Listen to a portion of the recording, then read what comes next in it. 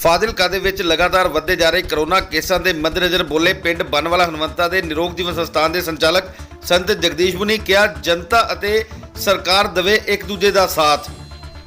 ਫਾਜ਼ਿਲਕਾ ਦੇ ਵਿੱਚ ਲਗਾਤਾਰ ਕਰੋਨਾ ਦੇ ਕੇਸ ਵੱਧਦੇ ਜਾ ਰਹੇ ਹਨ, ਜਿਸ ਨੂੰ ਲੈ ਕੇ ਅੱਜ ਪਿੰਡ ਬੰਨਵਾਲਾ ਹਨੂੰਮੰਤਾ ਦੇ ਨਿਰੋਗ ਜੀਵਨ ਸੰਸਥਾਨ ਦੇ ਸੰਚਾਲਕ ਸੰਤ ਜਗਦੀਸ਼ ਮੁਨੀ ਨੇ ਕਿਹਾ ਕਿ ਕਰੋਨਾ ਦੀ ਬਿਮਾਰੀ ਨਾਲ ਨਿਪਟਣ ਦੇ ਲਈ ਜਨਤਾ ਅਤੇ ਸਰਕਾਰ ਨੂੰ ਇੱਕ ਦੂਜੇ ਦਾ ਸਾਥ ਦੇਣਾ ਚਾਹੀਦਾ ਹੈ।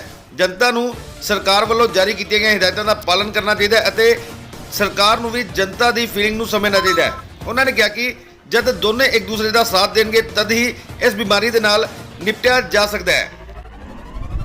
कोरोना महामारी जो है अब इस समय काफ़ी विकराल रूप धारण कर चुकी है, तो इसके लिए सरकार को लोगों का साथ देना चाहिए और लोगों को सरकार का साथ देना चाहिए। दोनों का एक दूसरे को साथ देने से ही इस बीमारी से निपटा जाएगा। पहला तो ये ध्यान रखने वाली बात है कि सरकार अगर कोई भी गाइडलाइन जारी करती है तो लोगों को उसको पालन करना चाहिए, और लोगों की अगर कोई समस्या है तो वो सरकार को हल करनी चाहिए। दोनों के तालमेल से ही इस महामारी से निपटा जाएगा, क्योंकि महामारी कैसा विकराल रूप धारण कर ले, ऐसा ना हो कि सरकार और लोगों के कंट्रोल से बाहर हो जाए।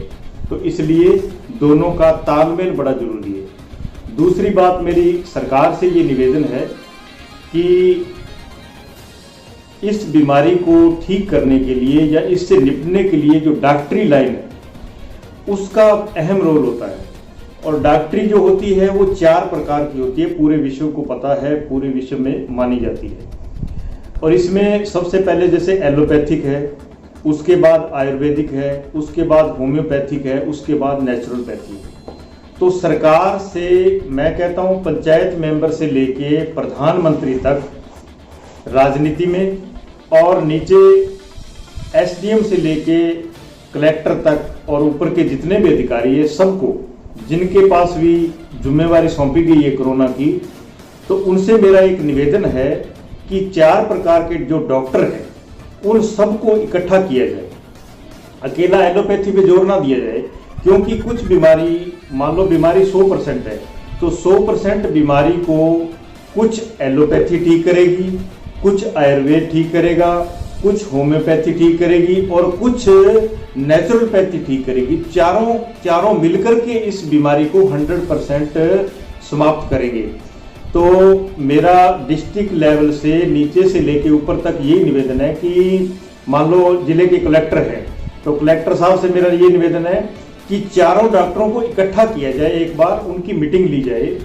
जैसे मान लो योग करने वाले हैं तो वो योग से लोगों को अवेयर करें।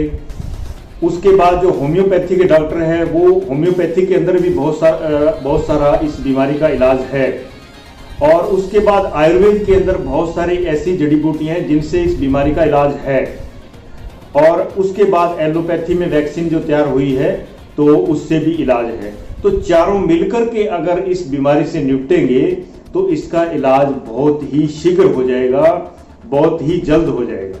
तो चारों से बैठक होनी चाहिए।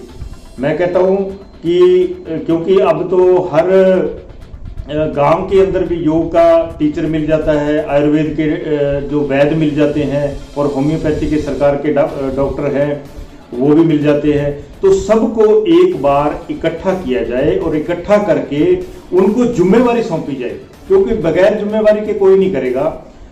अगर डिप्टी कमिश्नर या एसडीएम इन सबको जिम्मेवारी देंगे, मान लो मेरे को जिम्मेवारी देते हैं कि आपने योग कराना है या नेचुरलपैथी से इन पेशेंटों को ये आपके जो समझ में आता है वो इलाज दीजिए, तो मैं भी दूंगा। अगर जिम्मेवारी नहीं देंगे तो कोई कैसे करेगा? इसलिए सबको एक अनाउंस किया जाए, या जैसे भी उनको इनवाइट किया जाए, इनवाइट करके और सबको इकट्ठा करके और उनको उनके पास जो इलाज करने की टेक्निक्स है उस टेक्निक का सबके लिए प्रयोग किया जाए। तो इस बीमारी से निपटना कोई मुश्किल काम नहीं है। अगर हम एक एलोपैथी को पकड़े रखेंगे तो एलोपैथी से हो सकता है फायदा भी हो और हो सकता है नुकसान भी हो, क्योंकि एक चीज को पकड़ने से काम नहीं होता है। आदमी एक टांग से नहीं चल सकता है, दोनों टांगों से चलता है। इसलिए चारों को इकट्ठा करना बहुत